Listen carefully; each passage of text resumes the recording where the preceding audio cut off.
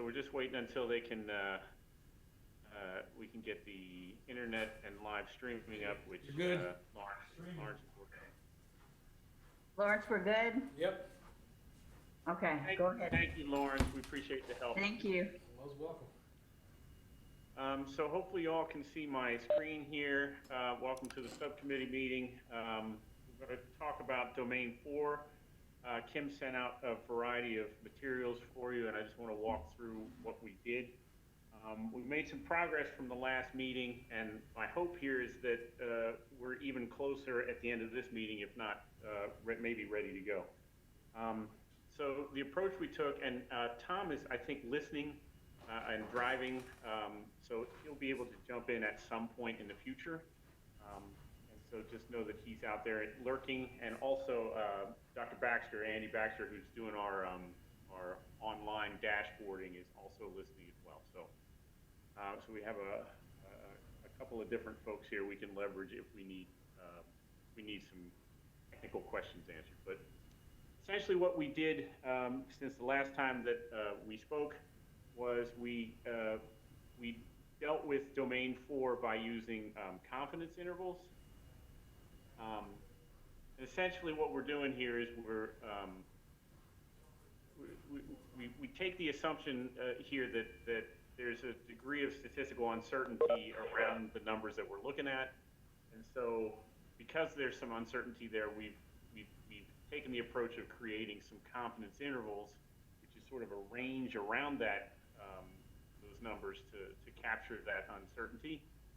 And then what we're looking at is we're assessing an EPP's measure or their confidence interval measured against the standard. So the three standards haven't changed.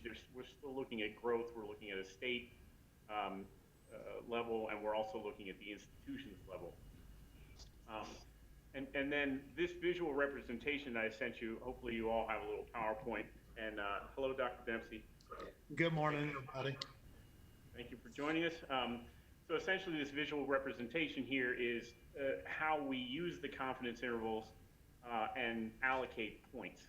So when I talked with Tom Tomerlin over the break between this meeting and the previous meeting, his argument, which I think is valid, is there some way that we can create some points using this confidence interval analysis so that an institution can get some points as opposed to all or nothing. And so that's what we're doing here. So you can sort of see how it's laid out here. If the EPP's confidence interval, if the entire range of the EPP confidence interval falls below the standard, then the EPP would get no points for that. And if any of the EPP's range falls within the range of the standard, then we'll allocate 5 points. And if all of the EPP's confidence interval falls above the standard, then we get a maximum of 10 points. And I set it up as a 10-point range because we're using 10 points in a variety of other cases associated with the model. So this is just, you know, we can talk about setting ranges and weighting and things in a moment, but I'm just kind of laying the groundwork as to how we built this thing. So when you look at slide 3, then the subdomain weighting for domain 4, because we were tinkering with this, and I didn't have it built when we last talked because it sort of came up in the conversation last time, I gave equal weight essentially to everything. So within the domain 4, there are 3 measures, and they each get essentially the same weight. It can be at the discretion of this subcommittee and ultimately the PEPSC to think about whether one of those measures should be weighted more than another. But for the calculation and for the Excel sheet that I sent you, I gave them all equal weight. The other thing I wanted to let you know was we had determined that we would go with twice as much weighting for EdTPA and PPAT as the other NESIS and EVOS measures in domain 1. I just wanted to remind you that I cooked that into the calculation on the Excel sheet as well. And then lastly, we looked at, right as we were leaving the last meeting, we talked about, well, if we incorporate domain 4, this diversity domain, into the grand equation, what should the weighting be? Because we hadn't really talked about that. And so Kim noted that there were three different distributions of the weighting, which you see at the top half of that screen there. And then just know that in the Excel sheet, which I'm going to go to in a second, then I converted the scales into the 4-point level system. So 4 being an exemplary program, and 1 being a program that's below standard that needs support, and everything in between. So that's sort of setting up the point of discussion here.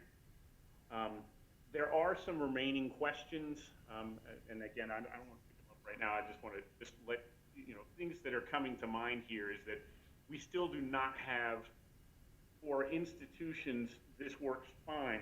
For EPPs that don't have an institution, that's an issue. So we have to decide how we're going to handle the teachers of tomorrow, and the Guilford Public Schools and Charlotte MEC. We have to think about how we want to deal with a comparison group for those EPPs that don't have institutions.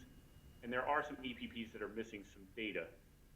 So how we're going to handle that, I think, is, again, some points of discussion for today. So what I want to do now is I want to move to the actual Excel sheet, and let me see if I can actually do that. Bear with me here. If you have it, you can go ahead and pull it up.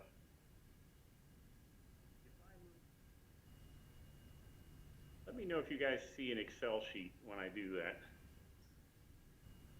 Anybody see an Excel sheet? No. No. Okay. Not yet. All right, hold on a Oh, second. that's more positive answer. Not yet. Andrew, it looks like the WebEx is blocking your screen. Like that kind of, what we're seeing is how you mask other parts of your computer when you're online. Weird. Okay. See if I can get. This would have made a lot of my recent Zooms better if this had happened in the meetings. I'm struggling to get. Hey, Kim, can you? Is it possible you can take over and see if you can get it? Hold on, I've got it. Because I'm struggling with mechanics of this thing for some reason. Oh, wait a minute. I found another button to hit. Does everybody have access to the Excel sheet? That may be a way to proceed. Is this the accountability model sheet? It's the accountability model Yes. V15.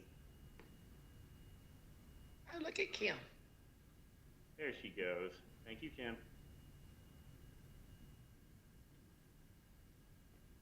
So Kim, I'm going to have to give you some play-by-play in order for you to know where I'm at. So follow along the top there. I just want to sort of level set so everybody knows what I did and how I did it in case you want to get into the weeds. If you look at the very bottom of that Excel sheet, there are a series of tabs. And the 4-domain model, which is the first tab, is sort of a rollout of the entire process, which is all, purely for the nerds of the world like myself that want to look in the weeds and see how these things got put together. Domain 1 tab, that's just residual from the last meeting. We decided that the domain 1 was going to be 50% at PPA and PPAT, so just ignore that for the moment. And then when you want to look at the confidence interval development, that is the next 3 tabs. So D4, percent growth, D4, and that stands for domain 4, EPP and the institution, and D4 state standard. So those are the 3 pages that we put together that sort of lay out how we did the confidence interval. So long story short, and then I'll be happy to answer questions before we dig into the actual work of what I'm sort of laying out. Kim, if you could go back to the 4-domain model, and then if you could scroll all the way over to the right. So again, avoiding all the weeds here, essentially what I've done here from column BN to the right, you'll see the weighted domains laid out using this confidence interval methodology. And for each of those weightings, I've assigned the composite weight score and the corresponding level in that process. So you can kind of see, as I look at App State, for example, if you look at their weighting of domain 1 gets 45%, domain 2 gets 10%, domain 3 gets 35%, domain 4 gets 10%, that comes up with a weighted composite of 5.25 and change, and I convert that to a level of 3. So in that model, with those distributions of the weighting, they come up with a level 3. And so I've kind of laid it out across the 3 different weighting composites that were brought up. And then Kim, if you could scroll down to the very bottom, right where you're at, just scroll down, keep going. Well, so you'll see down here at the bottom, the distribution of 4s compared to 3s, compared to 2s, compared to 1s. And you'll notice when you look at the different weighting, the differences are not that great. And one last thing associated with the 1s, as a point of understanding here, the 1s have to do with institutions that have largely have incomplete data, or they're on their first year of data, so they don't have multiple years of data. So they're either super small or or they have incomplete data, and so those 1s are not representing an unsatisfactory or non-proficient institution so much as they are representing an institution that doesn't have enough data. So, having laid all that out, and you guys are marinating on it, I'm sure, I'd like to push it back to you all now to have a discussion as to what do we think of this confidence interval domain 4 and the process, and do we like it, and does it feel right? And what concerns, questions do we have that we might be able to answer? Hey, do you mind scrolling to the right so we can see the final, or those are the only 3 weights we put, is that right? Yeah, the only 3 weights we did were 45, 10, 35, 10, 55, 15, 15, 15, and 55, 10, 25, 10.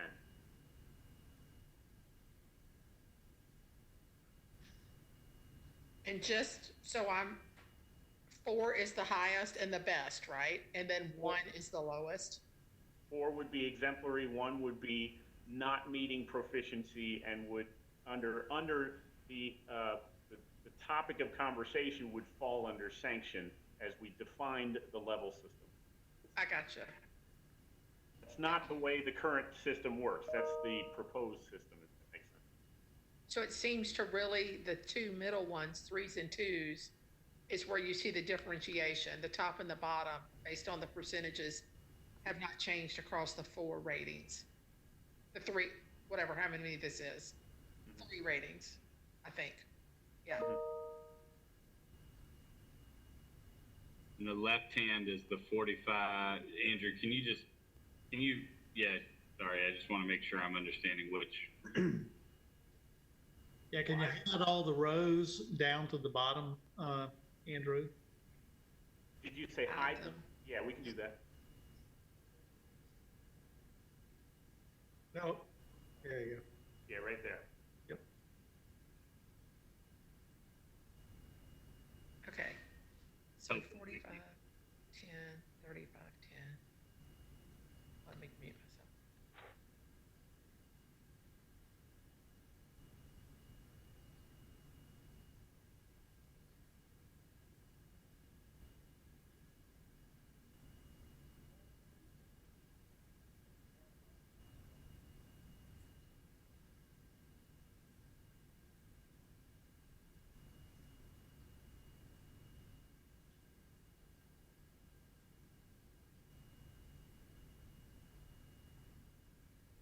The one thing I do like about this is we now have gotten to a point where we can actually come up with a complete model, right? So the fact that we have, you know, a discussion should be had whether you all find this confidence interval strategy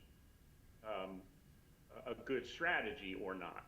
But by having this strategy, now we can sort of put all the pieces together and see what a final weighted composite looks like, which makes me very happy that we can actually see a complete model. I agree. And I'll name, I appreciate the math y'all have done on this, because I think domain 4 feels a little bit more mathematically rigorous now, and less, you know, while I like the idea of giving 3 ways to meet the criteria, this probably is a more holistic and rigorous model. My initial reaction.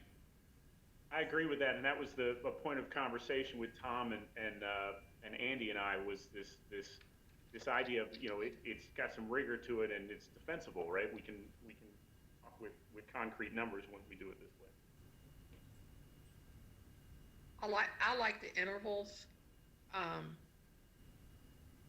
would be interested in people's reactions to 3s and 2s, because the top and bottom seem to be stable, and what might be the best action there.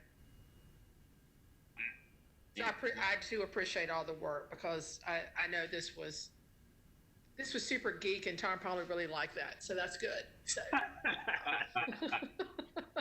Yeah, this is coming from a man of the letters and ideas, not the numbers, so I'm deeply appreciative.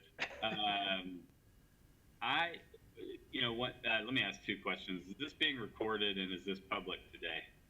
Yes, yes. It is being recorded and it is public, yes. Yes to both, yeah. All right, well, yeah, I mean, I am curious, without getting into individual institutions, kind of how this lands with folks. And Ann, I think maybe this is building off of what you asked, but when you look at the distribution here, and you think about the institutions we have, the EPPs we have in North Carolina, does this kind of match, you know? The gut check, is that what you're saying? Yeah, does it match the expert opinion of what we see on the ground? And especially you all who lead institutions, you know, yeah, I'm just curious to see how it lands with folks. Well, like Kim, what we could do, Kim, you could unhide and then you could sort by a particular level in column BS, for example. And in doing so, you could see, you know, you could sort by the 2s, you could sort by the 3s, you could sort by the 4s, and see who's in those piles. I can also provide that for you, just not off the, you know, not in seconds. I think at first glance, one of the things that I see, I'm looking at domain 4, just at domain 4 right now, is it does seem to, and I'm not sure why this is so, but it seems if you are a smaller institution, that it may have an impact on you, but I'm not sure that's true across all the domains. So like,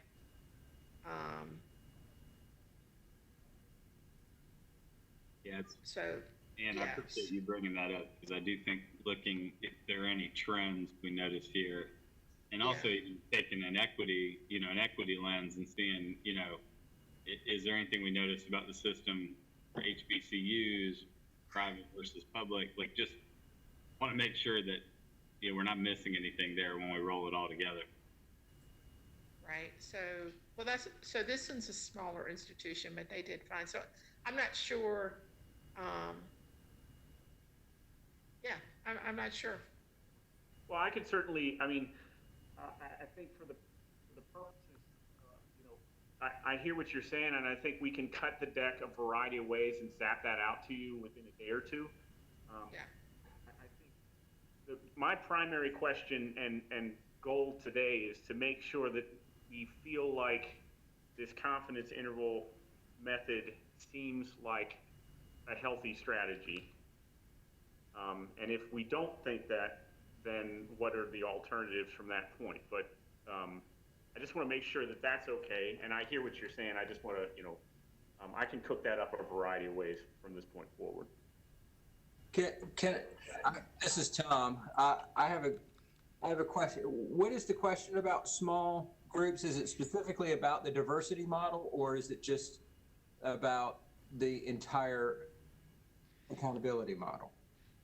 So I started it with a diversity, but then when I look across, and then I look down, I'm trying to see, so like if you look at Barton, for example, you know, like their scores are consistent across. So I was trying to see if any of the weighting was causing, and my question is, went to a whole group, right? Like, so do we need to look at this and look at this from the viewpoint of private, public, small, large, and just kind of look at that data to make sure we don't feel like anyone's being biased in any way because of this, because that's something that has been brought up. And Ann, to your point, if you look at all of the smaller, if you look at where if I'm over on the far right, where the 5s and 10s, the effect is, for the smaller institutions, the effect is the same for all 3 columns, and for the, now whatever larger is, so basically it's a bimodal distribution. There are 5s and 10s. Well, okay, there's a 0. So I think your point is correct. It does seem to skew against smaller institutions. yeah. Okay, so Tom, how do we adjust for that, if that's true?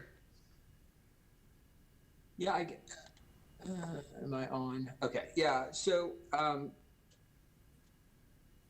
think we'll need to look at this. So one of the things, Kim, and you've got something blocking the screen there.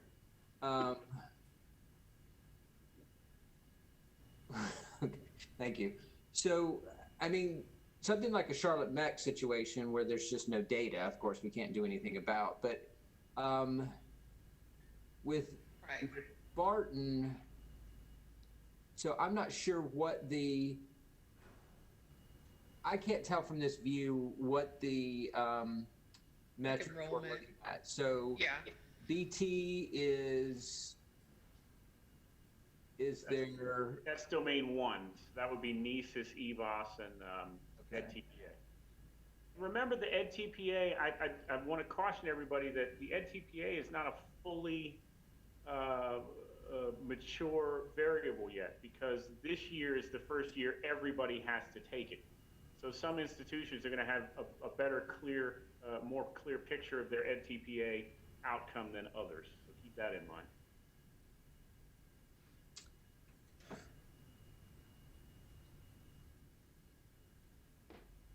So the point is well taken. So when you've got a very small sample, let's say like a Barton, if you have one student that's not performing well, that has a huge impact on your overall status as compared with an App State or an East Carolina.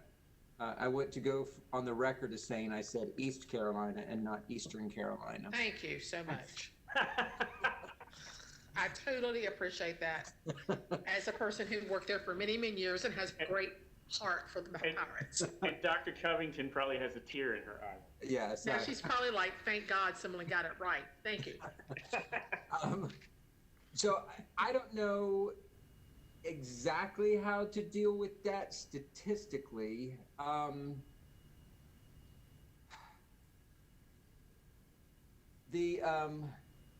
mean, just kind of a,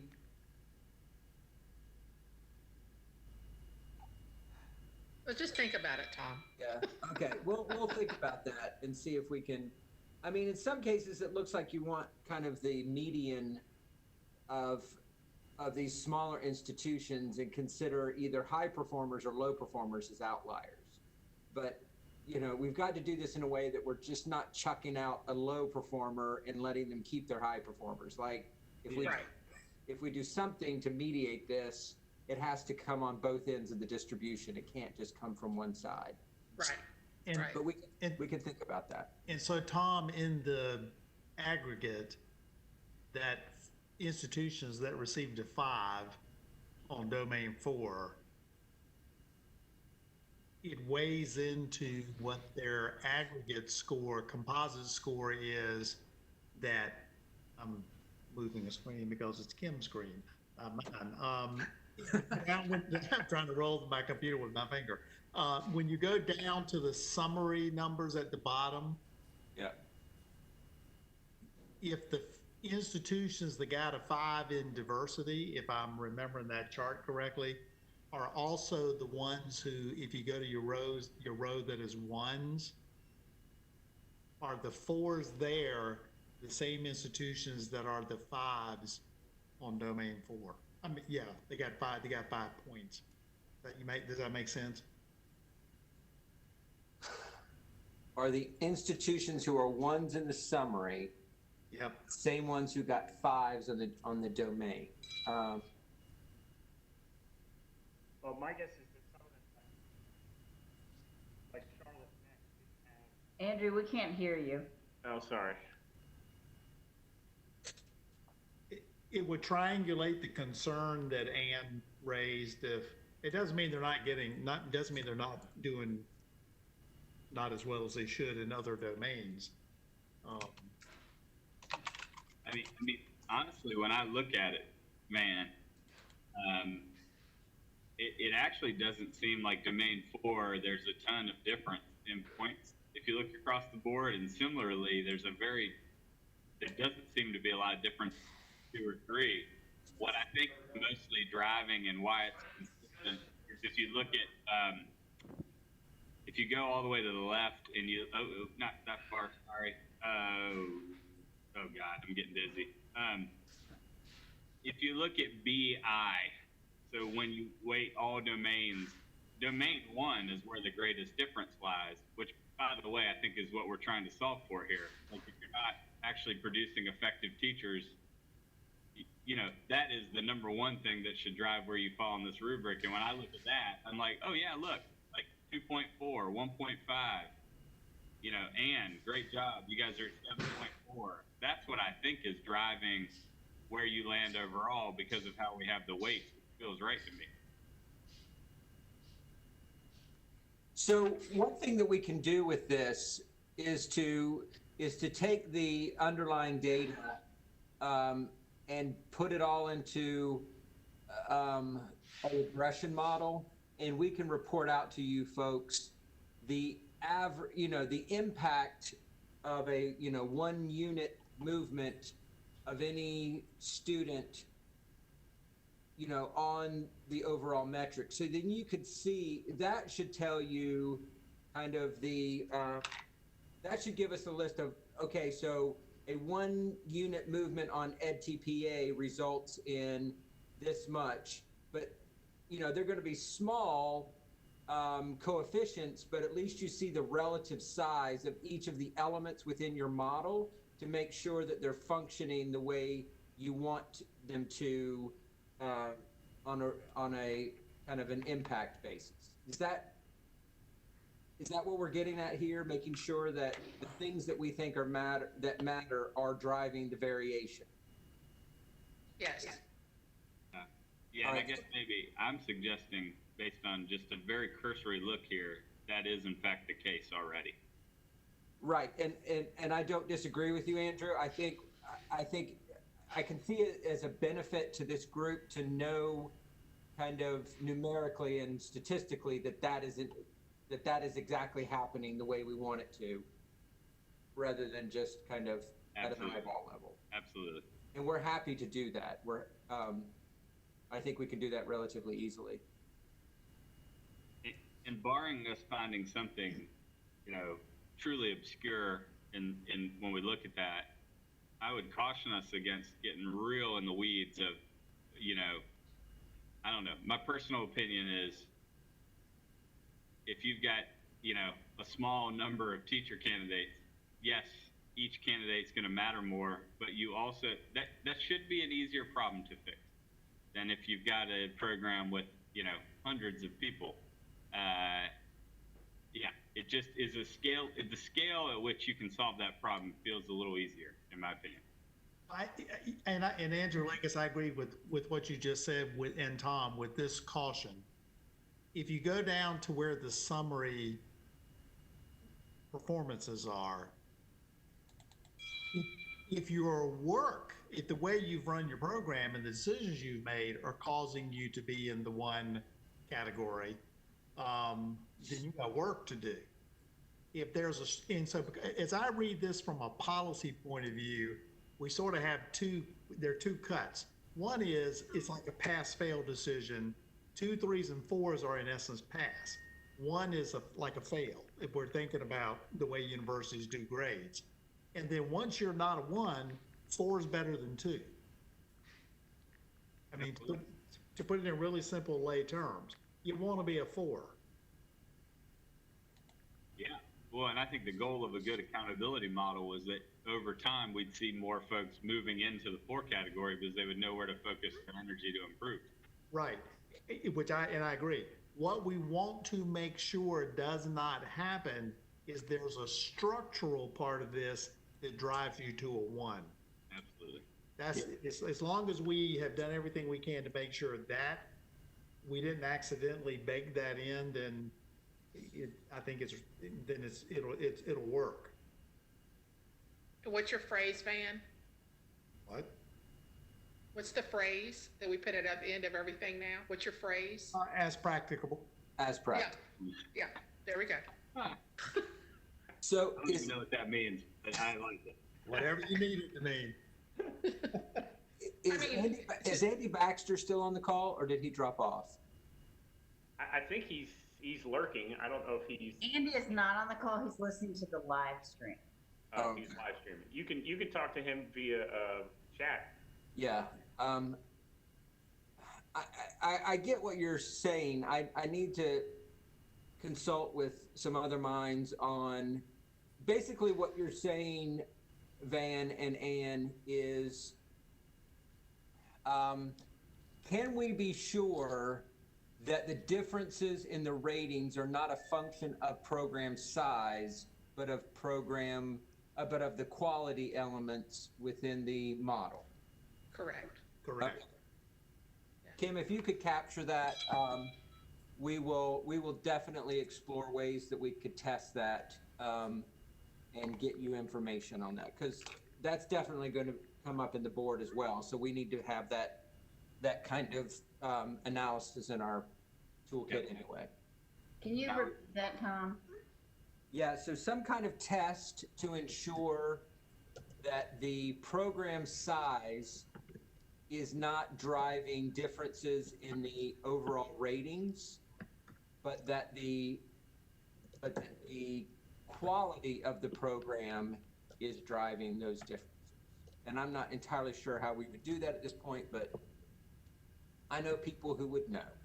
Okay. Yeah. I think that if we can answer that for the field, that would assure a lot of people. Now, the problem's going to come. So the problem with that is I look at this and I see we have 4 1s.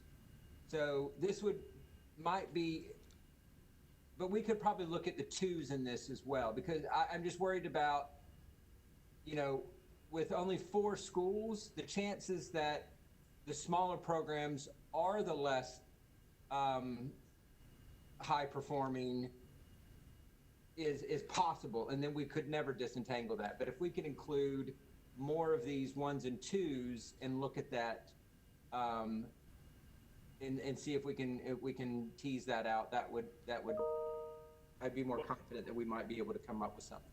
One caveat, Tom, is that recall that the 1s are not really complete data sets. Those are in other words, they're not truly deficient that we know of, because we don't have a full picture. Yeah, that's another challenge, just to let you all know that in Andrew's right. I think at least 3 of the 4 cases we're talking about schools with incomplete data, which is, we're not going to be able to tell anything from that.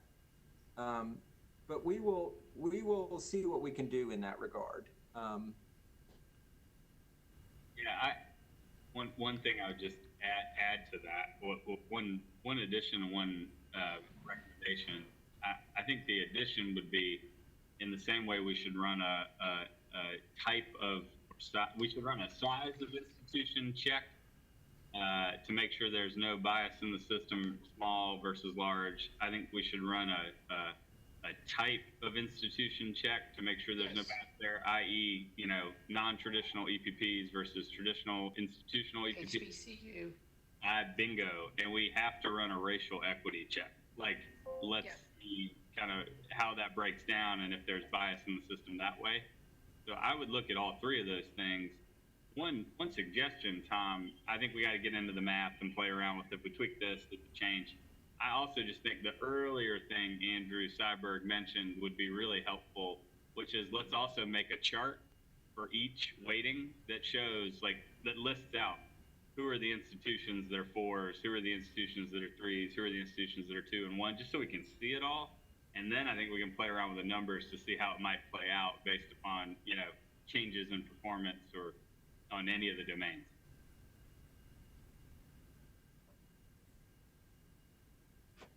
Yeah, that should be an easy add a column sort. So that should be, Doesn't seem hard, but I just Yeah. think that'll help us look at that at the topical level right away and see what we notice. yeah. Okay. So back to my comments about 3 versus 2 in the weighting. Other people's thoughts on those? Or do we want to wait till we get this other kind of check? Can you say more about that, Ann, or just kind of? Well, so like with the rate so the ones and 4s are stable, right, across the 3 weightings. It's the 3s and 2s that vary slightly. And they seem to just flip flop, right? So for the first weighting, there's 26 3s and 17 2s, but for the second one, there's 22, it's more even, 3s and 2s. And then on the third one, it's kind of in the middle. So I just didn't know if people had thoughts on that in terms of what that's telling us, which one might be best in terms of these weightings seem to be, the middle part is seem to be what's skewing back and forth between 3 and 2. Yeah, I mean, so I have a pretty strong opinion that No kidding. domain 1, domain 1 should be 55 and not 45. I mean, I Yeah. think we heard that from the board pretty clearly. I remember, early on, like February, JB pointing out that if the model doesn't actually differentiate between who's performing well and not well, then it's not much good. Right. And I think I would agree. Like, that is, as we've landed on quite a bit, that's the place where folks have the most control. And I worry that first model way too inflates user surveys, which doesn't seem to differentiate the institutions very much when I look at that data. So I'm in the realm of the other two, and I think then the other two, then to this other question of, like, what do we notice about the 3s and 2s? I think somebody's not on mute, so I'm hearing myself talk. Fascinating. And not practical, I don't think, if I'm using that correctly. It does make me lean towards, either the second version here or the third version here.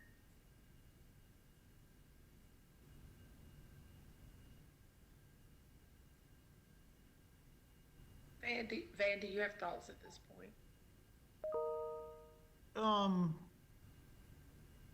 Yeah, trying to sort of look back between the weights and the summary table. The course analysis is all things being equal, you have a better chance in scenario 1 than scenario 3 of being a 3 or a 4, just by the way this fell out. When you go back and look at the weighting, I agree with what Andrew just said, that 30, is it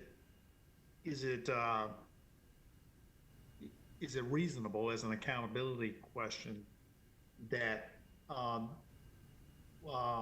the survey responses is almost the 35, and it's the relationship between the 35 and 45 in that first set. And it isn't good, but going back to that table at the bottom that's up right now, it's not skewing obviously one way or the other. So if you compare if you compare BS to CE, for example, there's not radical differences. Yeah, I don't see any either. I think the second one's interesting that it's kind of split between 3s and 2s. Yeah. So So Tom or Andrew or anybody, did y'all have any statistical thoughts on this? Yeah, and just to Andrew's point, if you compare the first to the second, and then compare the first to the third, that dynamic is different. And I agree, and with what Andrew Lakes just said, I agree with that. I'm not sure it's playing out in a significant way in this distribution. Yeah, me either. So the question one, which one is the best representation, right? And also, So honestly, what it looks like to me is you've got a number of institutions huddled around, grouped together in the center of the distribution, which is what we would expect. And as you move that line a little bit either way, you're changing who's on which side of that line. So it's the same institutions, it's just where you draw the line makes it a 2 or a 3. So I think one of the challenges we're going to have now is the fact that we've identified the universities, and that puts us all, so where you draw that line is going to make a huge difference for somebody as to whether they're a 2 or a 3. It's not going to make a difference into whether they're a 1 or a 2 or a 3 or a 4, but we're talking about, you know, are you good or less good is what we're determining. We would be, I mean, and maybe if we come back to this and work on this, then what we do is we mask the institutions, because I don't want any of us to run into the issue that, oh, well, you drew the line so that your institution was a 3, or your buddy's institution was a 3 and mine was a 2, but this is all arbitrary. So I think the math needs not, I mean, I wish we were in a situation where we were unaware of who the actual institutions are that would fall above and below the line, and therefore the decision is based purely on the values that we want to ascribe to each of the models, and not perhaps, or even given the perception that the name of the university drove the decision. Tom, I wanted you to know that Andy's online. Oh, good. He's in the meeting.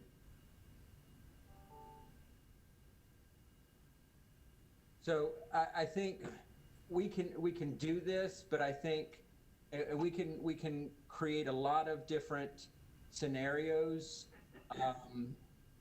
and we can give you reports on, you know, we can give you information on, you know, the relative value of each incremental step into the model, all that kind of stuff, so that we can be sure that we're making decisions about our values as EPPs. And we don't, but I would want, in the next round of this, I'd want to kind of mask the EPPs so you don't know who we're talking about when we make the final determination of where we're going to draw that line. yeah, I think that is smart and makes sense. The one thing I'd ask, or maybe the third way here, is that whoever's compiling that data goes in and makes the, you know, gives the institution a tree name like in the past, but that we have some way of designating the size of the institution and whether or not it's an HBCU or a private or public, that wouldn't give away its identity, but would allow us to look for those trends we mentioned earlier. So yeah, so we can actually we could actually do that analysis without identifying the district. So, you know, showing you this plan has, you know, according to this plan and from the data, we're going to see that having minority students, that a 1% increase in minority students results in a negative probability, a higher probability of falling into a lower rated category. That kind of analysis we can do, and you're still blind to whether we're talking about, this institution versus that institution. And so I think, a lot of this, I need to consult with folks, and we really need to sit down and think about this. But I think there's a way we can bring you all this information you're asking for, and then construct models where you're blind to what institution is falling on which side of the 2 to 3 cut score. Yeah, and I wasn't, just to be clear, I wasn't even looking at the institutions. I was looking at the numbers, right? Like 26-17, 22-21, 24-19. Like this, yeah, like how does that fall? So, but I think it's good to be blind. So that, for this purpose. So I think that's a good, of course, a good metric for us to follow. Yeah, and I fully believe that we've all completely washed ourselves of bias when we do this, but it's just perceptions that I'm. Oh yeah, because there's a lot of people looking at this. So it's just, I think we have to defend why we chose the percentage model that we do. So if we look at it again from those categories, that'll be again another rationale. So that's good. Thank you. To Andrew's question a few minutes ago, the banding process, the bounds, it appears from this conversation we think it works. Now what we're doing is fine tuning what happens within the bounds. Is it Right. I think that's really that's an important point to share, Dr. Dempsey, and I think we're model here now. It's just fine.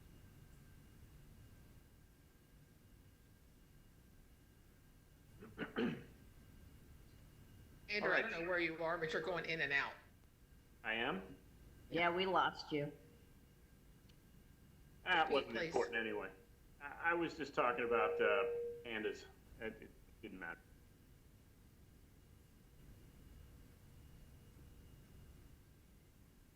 So does that give y'all enough to work on for now? Enough is a good adjective there. Yeah. As practicable. As practical. That's correct. I want to, obviously we can move forward on this now. I think that's very helpful. I have two other things that I want to discuss with you. One is the public school system sent an email to me. For those of you who are not a part of reporting season has started, and in that reporting season, I added percent Pell eligible, percent urbanicity, and I can't remember what the third one is. But I added the new variables of First diversity. generation. Yeah, first generation, thank you. I added those variables to collect this time around. Now, they're not wedded to policy, nor are they wedded to law, but both the board members and you all in the PEPSC group have said you would like to gather that information, even if that information is not going to lend itself to the accountability model. Having those data available could help your understanding of the diversity within the pipelines. And to that end, we got an email, a formal letter back from the UNC system that effectively said they will not be sharing that information with us. And now what that means is if the publics are not going to do it, I have sent an email out to everybody saying, let's put a hold on it. They have concerns, and I think they should be concerned on some level about, that we're identifying students in ways that could be used nefariously out there. That is not the case of what we're trying to do here. We're just trying to capture aggregate data and move forward from there.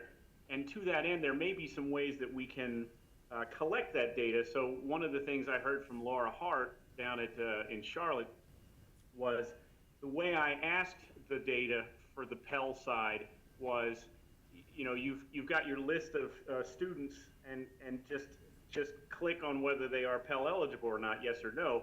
That's an individual level point of data, which has the financial aid folks concerned at her institution. What she said is maybe a simple fix would be to ask the institutions to have their financial aid folks give us the percent of Pell eligible from their list, so that we never get the individual level data at the state, and they can just say 45% of the people that are on this list are Pell eligible, or X number of percent are first generation.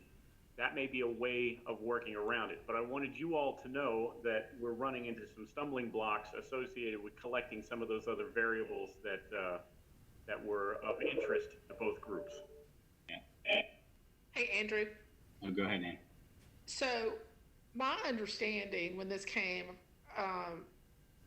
that I was like, how do we even get this data? And then my understanding is SACS is requiring this data at this point. So some of this data, if not all of this data. So it would be interesting to find out what SACS is requiring. Because are there any institutions that are not SACS accredited in North Carolina? That I don't know. But if it's required at the SACS level, then the institution has to report that data. And then this would be a subset of that report, but I'm not sure what they have to report, if they have to report a percentage or report. I can find that out from my institution if that would be helpful. So I do believe this part, at least part of this data does exist. And I think that having a percentage may be what we want to know, right? We don't need to know that it's Ann Bullock, right? Absolutely. We need to know that it's 35% of the students, right? And we might also want to know it across some other metrics. But I'm not sure if we could align with what they have to do with other reporting from the institution. It might be easier. And this is a new thing from SAC, so people may not. I did not know that when I got the request for reporting, but I know that now. All right, I'll scratch around on the SAC side and see if I can understand what the requirements there are happening there. And just as a point of clarity, I mean, Tom and I did look into this, and we as a state organization, we are exempt from the rules associated with sharing that information. It's just that without policy or law that are requiring institutions to hand that over to us, the public system felt insecure enough to say, we're not going to give that to you. It's not a question that we are not allowed to have that data. We don't have any stick that mandates it at this point. So I just wanted to just make sure that everybody understood that. So I know at some point when Tom's running around with his hair on fire trying to put out all these fires around the state, at some point we need to sit down, we need to talk about in the next couple of days, what are some ways that we could still get these variables that would be meaningful from our end? Because again, having granular level data allows us to cut the deck in interesting ways and think very strategically and thoughtfully about diversity across the state. When you hand us data that are in aggregate, it gets to be, you can be less specific. And so there are some, the question is, can we go back to the institutions and say, all right, we hear what you're saying, and now let's see if we can collect it this way and see what kind of pushback we would get. Obviously, we would talk with stakeholders from leadership of the private and the public institutions, make sure that whatever I roll out wouldn't get be met with a brick wall prior to launch. So, but know that that's out there. I just wanted everybody to know that that was an initial pushback from what we were trying to collect, and so it is what it is for the moment. So, in terms of next steps, if we can put our brains together and come up with some strategy around this and get this back to you, I just have a general question, which is, and I'll invite Kim to jump back in here and unmute herself so that we don't listen to her immensely loud keystrokes. When is the next PEPSC meeting, and do we think we could get this done and have something for the broader full PEPSC group by the next meeting, or do we need more time? And I'm asking that generically, both from the department side, can we get, allocate enough time to do these additional research processes and get that data out to this subgroup so that you all can look at that, as well as, any feedback that we would need between now and when it actually goes in front of the whole commission. The next PEPSC meeting, full commission, is July 16th.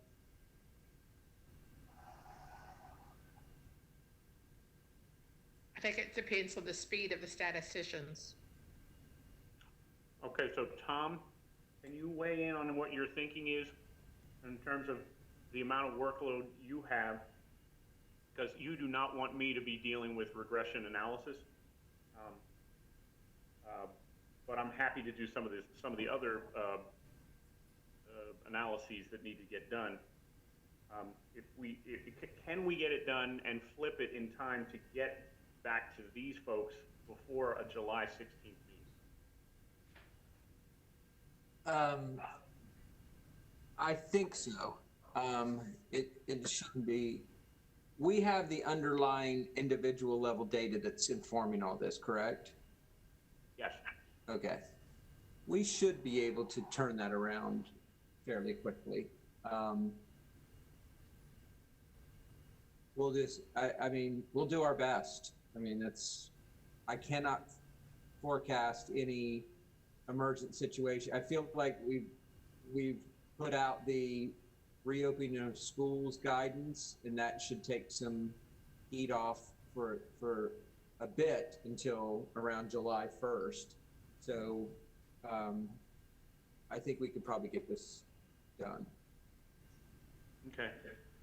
And then for the group, for the task, the subcommittee here, I do think this group still needs to come up with a strategy of how it intends to handle EPPs that do not have institutions, which eliminates one of the variables associated with the process here, and how creatively how you want to handle that, as well as how you want to handle institutions that may have missing data.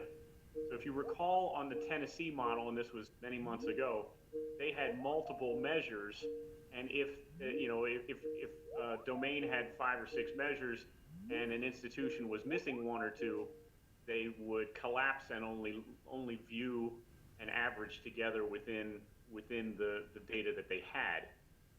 In this case, there may be different strategies to go there, but the point is, whatever model we come up with, we have to be able to account for very small institutions that may not have complete data sets, as well as the EPPs that do not have institutions. And those are variables that you all have to mull over and handle that.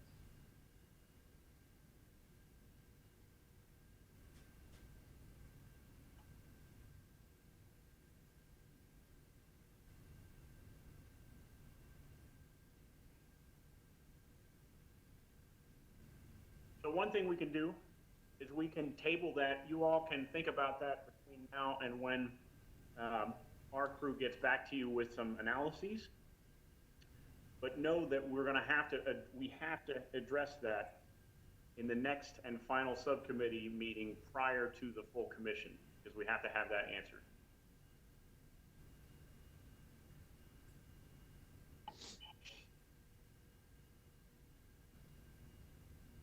Are you waiting for a yes? Noted. Okay.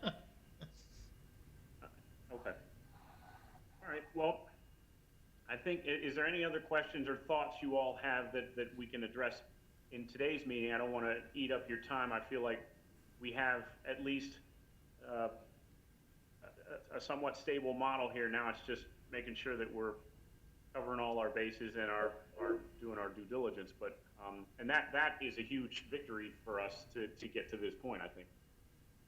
Yeah, thank you all. I did want to make a clarifying comment about the memo from UNCGA. Uh-huh. I thought part of the memo, from what I read, was part of it was concerned about data, but part of it was timeline, right?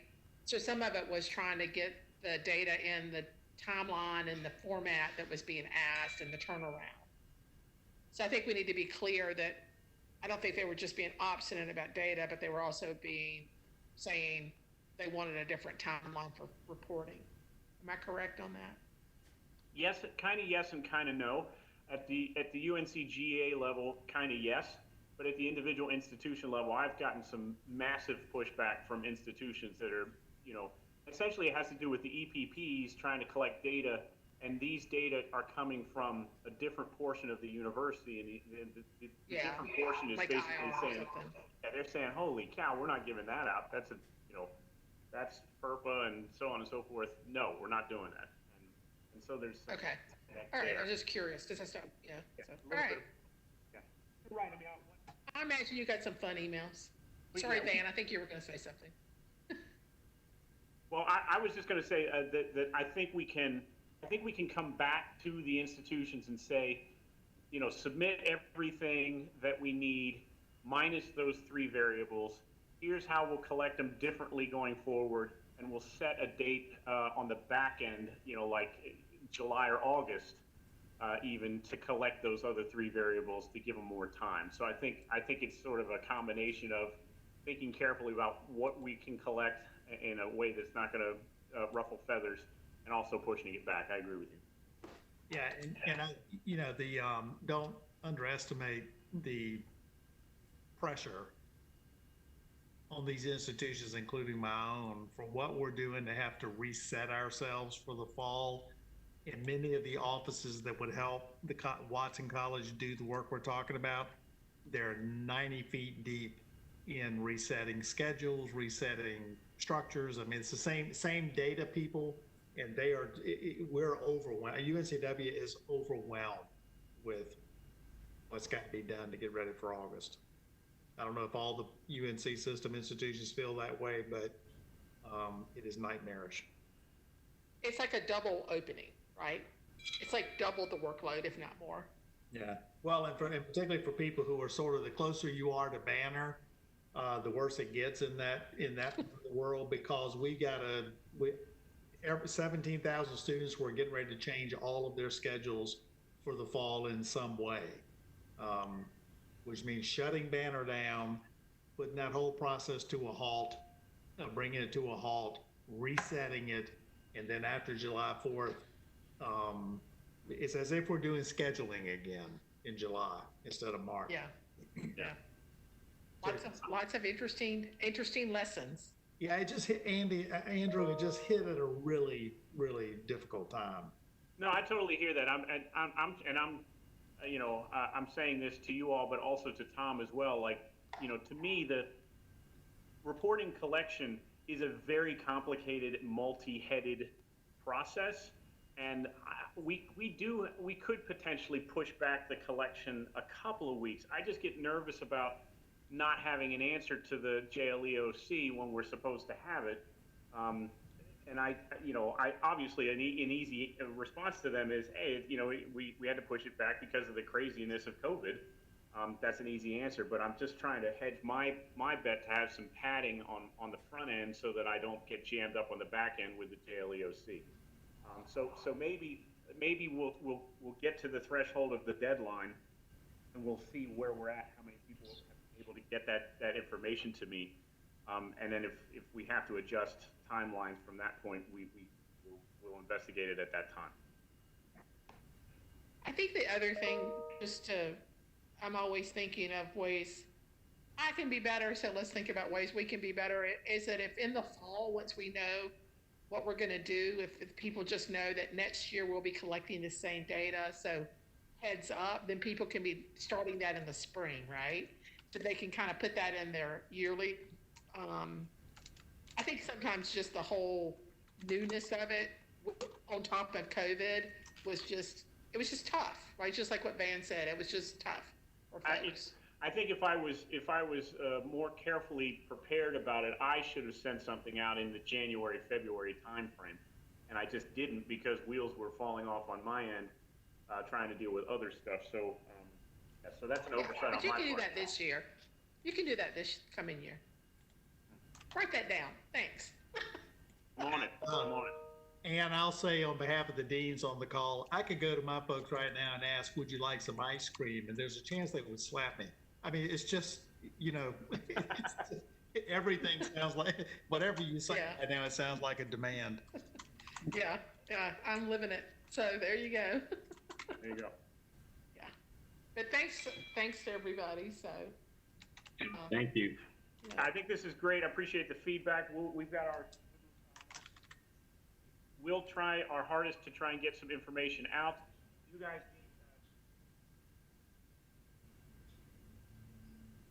Andrew, we lost you. I don't know why you're losing me. Can you hear me? No. Yes? We can now. We can right now. Okay. You just fell off. So you guys just be thoughtful about scheduling a meeting through Kim's processes, probably the week prior to PEPSC. And also know that we are going to have a conversation with the board members that we've had. You know, the couple board members that have been thought partners in this between now and then as well, just to make sure that they're seeing what's happening and don't have any thoughts or concerns along the way as well. And that's it. Everybody. Great work. Yeah. Well done. We're getting there. We are getting there. So thanks, right, everybody. All right, be safe. We'll talk to you in a little bit. Thanks a lot. Okay. Okay. Bye. Bye, guys. Bye.